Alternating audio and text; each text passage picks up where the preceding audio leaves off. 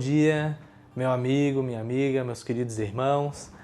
Estamos iniciando mais um dia juntos, nessa série de devocionais, Família Extraordinariamente Comum. Ontem, então, nós vimos à luz de Gênesis, o propósito de Deus para a nossa família. E agora eu gostaria de começar, através do Salmo 127, fazer algumas considerações sobre como nós podemos cumprir esse propósito de Deus. E como Salomão, esse grande rei, um homem muito sábio, inspirado por Deus, escreveu esse salmo. Salmo 127, versos 1 e 2 diz assim: Se o Senhor não edificar a casa, em vão trabalham os que a edificam. Se o Senhor não guardar a cidade, em vão vigia a sentinela. Inútil nos será levantar de madrugada, repousar à tarde, comer pão que penosamente granjeastes. Aos seus amados ele o dá enquanto dormem. Meus irmãos, acredito que esse salmo ele é muito precioso, E há muitas lições que nós podemos extrair, muitas verdades aqui.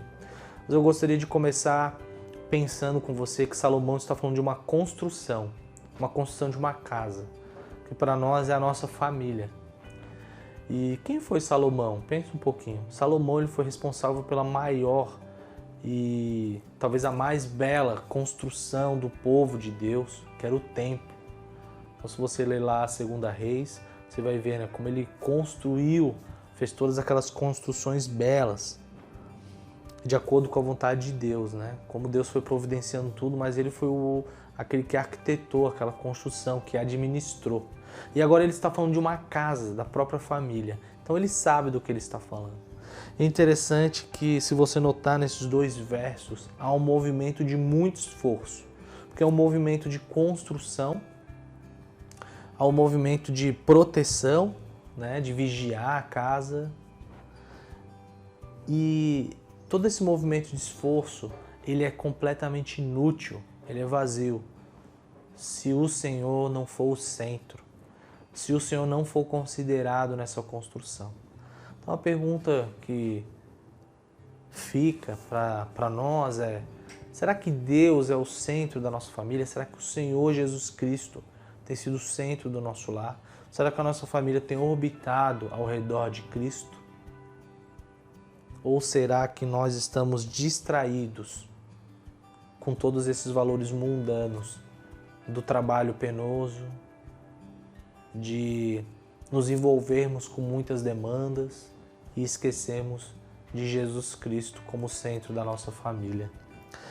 Você percebeu que nesses dois versos Salomão fala de um esforço tão intenso e no final do verso 2 ele fala o seguinte: aos seus amados ele dá enquanto dormem.